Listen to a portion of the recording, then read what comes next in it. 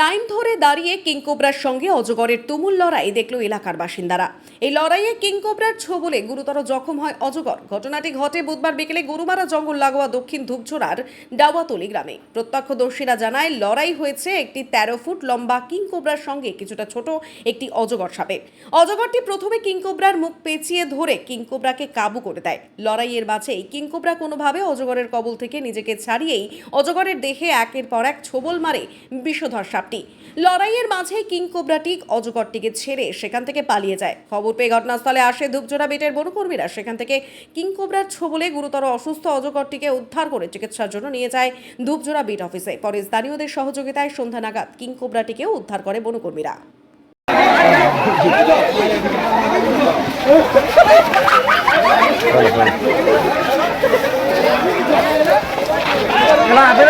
ভিটামাটা শাড়ি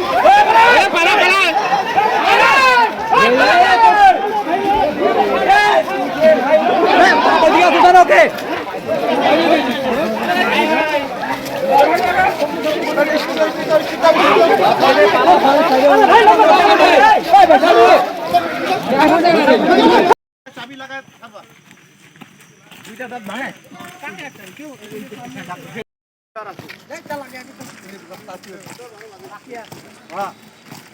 মাল আছে মানতে হবে।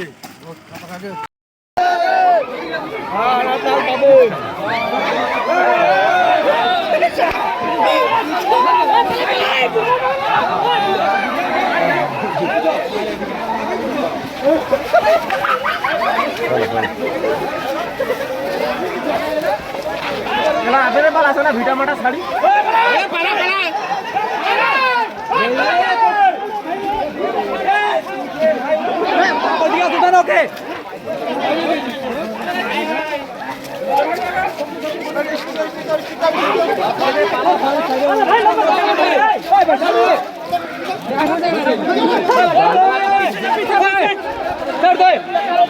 পালাও না